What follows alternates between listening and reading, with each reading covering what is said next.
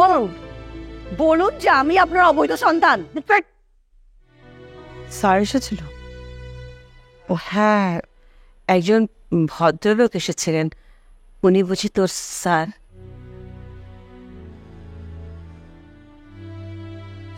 হ্যাঁ, উনি আমার স্যার। উনি তোমার কি হয়? আর উনি আমার সম্পর্কে কি জানেন? তুমি কি বলতে বারণ করছিলে? না, উনি আসলে তোর তোর কাছে। আর সত্য ঠিক না প্লিজ মা। ছোটবেলা থেকে যখনই বাবার কথা জিজ্ঞেস করেছি, শুধু একটাই কথা বলেছ, বাবা আসবে। এরপর কান্না শুরু করেছ। যখন আরেকটু বুঝ হলো, বললে তুমি জানো না আমার বাবা কোথায়। এ পৃথিবীতে আমাদের কেউ নেই। বাবার কথা জানতে চাইলে তুমি কষ্ট পেতে, তাই কখনো কিছু বলি। কিন্তু আজ তোমাকে বলতেই হবে। বলো মা, প্লিজ বলো।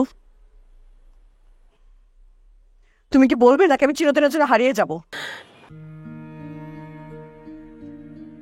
মা, আমার কসম লাগে, প্লিজ মা, প্লিজ বলো, বলো। উনি তোর বাবা।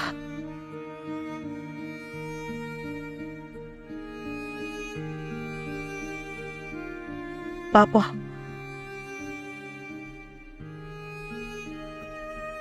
উনি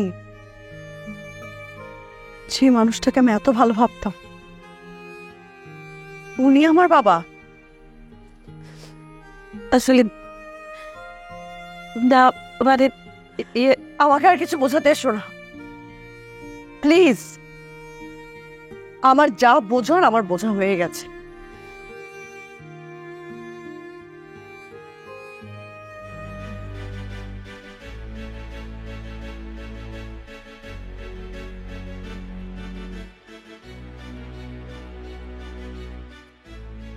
মুক্তি, আপনি কে? বলুন আপনি কে? আমি বলছি, তুমি বসো। কেন বলতে লজ্জা হচ্ছে? মাথা হেট হয়ে যাচ্ছে নাকি ইগোতে লাগছে? না, আমি বলছি তুমি একটু শান্ত হও। কি শান্ত হবো আমি? এত বছর ধরে রাতের পর রাত আমি ঘুমাইনি শুধু একটা প্রশ্নের উত্তর জানার জন্য। আমার কোনো জন্ম পরিচয় নাই কেন? আমার অপরাধ কি? বলুন আমার অপরাধ কি? তোর কোনো অপরাধ? এই খবরদার আমাকে তুই করে বলবেন না। আপনি শুধু বলুন অপরাধ কার? কার অপরাধ বলুন। কেন চুপ করে আছেন আপনারা? আমাকে আজকে বলতে হবে যে কার অপরাধ। কেন এত বছর ধরে আমরা এত ধিক্কারের শিকার হলাম? বলুন আমাকে, আমাকে। না না, কোনো সমস্যা নেই, আপনারা যান। যা। এই কোথাও যাবেন না, আপনারা এখানেই থাকবেন। আপনার যেটা শোনা দরকার বলুন। ওনাদেরকে বলুন যে আমি কে। বলুন না, বলুন, বলুন যে আমি আপনার অবৈধ সন্তান।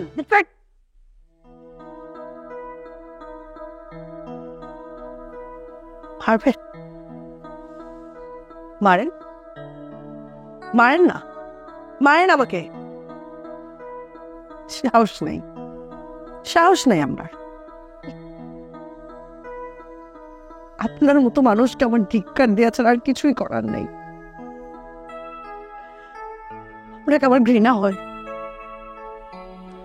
I hate you. I hate you. কি আবার কথা স্যার? হ্যাঁ চাচা, মার কি হয়েছে? আচ্ছা আমি এখনই আসছি। হ্যাঁ সমলার কি হয়েছে? আমি যাব। খবরদার আমার বাড়ির ধারের কাছেও আপনি যাবেন না।